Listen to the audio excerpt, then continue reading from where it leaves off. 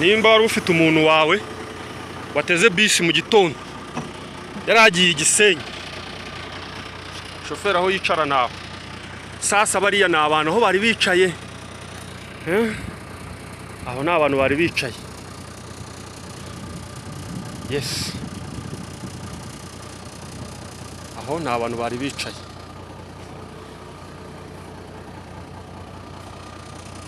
Ni abantu aho ngaho bari bicaye bose kandi bisi yari yuzuye.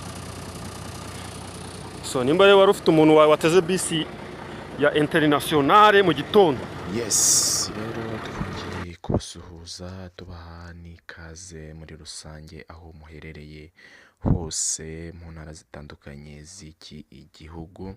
Kuri aya masaha rero y'umugoroba hari inkuru y'incamugongo ikomeje gukwirakwira ku mbuga nkoranyambaga, aho mu magroup WhatsApp ku masitati y'abantu hakomeje gucicikana impanuka ikomeye cyane imaze kubera mu karere ka Rulindo ahazwi nko ku Kirenge.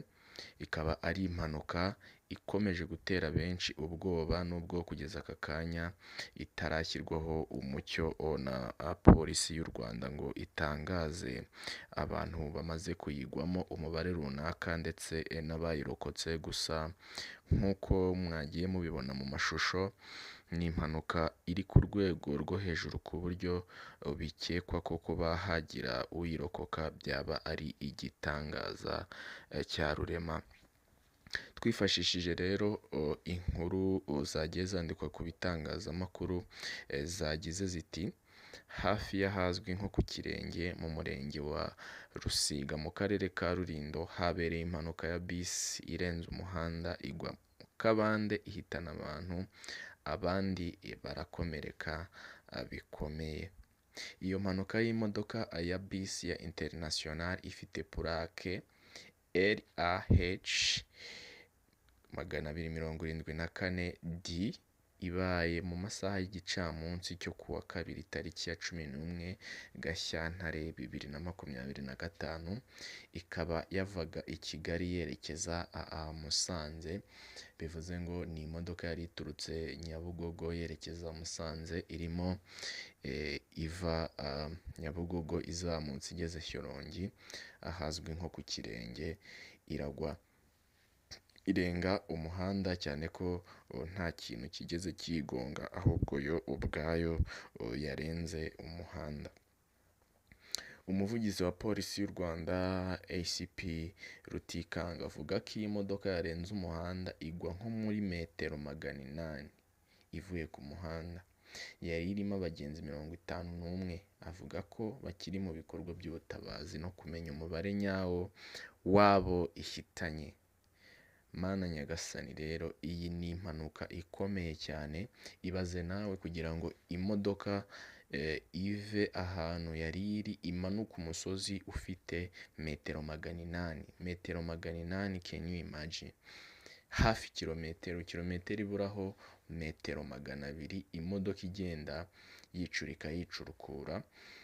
Video muri kuzibona ukuntu imodoka yabaye, no kuvuga ngo igice cyo hejuru cy'imodoka gitwikira imodoka murabona ko cyavuyeho, intebe ziragaragara, intebe abantu bari bicayemo nizo ziri kuri top. Bivuze ko nta muntu wasigaye ari mu modoka, ngira ngo ni ibintu bigaragara.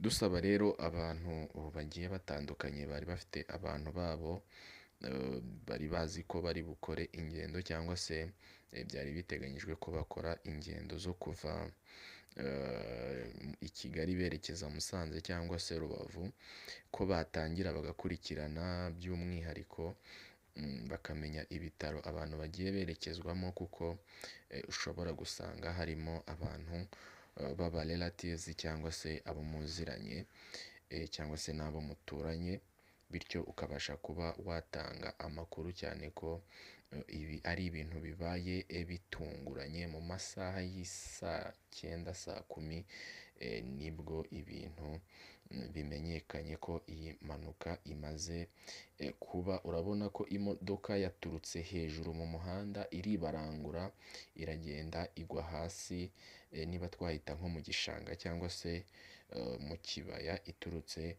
ahantu hejuru. Dukomeje rero kwihanganisha bamwe mu bagize iyi mpanuka, ndetse tunakomeza n'ababa bafite bene wabo cyangwa se inshuti zabo zaba zaguye muri iyi mpanuka, tubabwira ko uko updates zigenda ziza, uko amakuru agenda amenyekana, uko abaguye mu mpanuka bashobora gutangazwa n'abayikomerekeyemo, turakomeza dukurikirana amakuru akantu ku kandi kugira ngo tuze kugenda tubakurikiranira tubahereza amakuru y'uko ibintu bimeze. Nkubwire ngo rero reka nkwifurize umugoroba mwiza, nkwifurize ubuzima buzire umuze.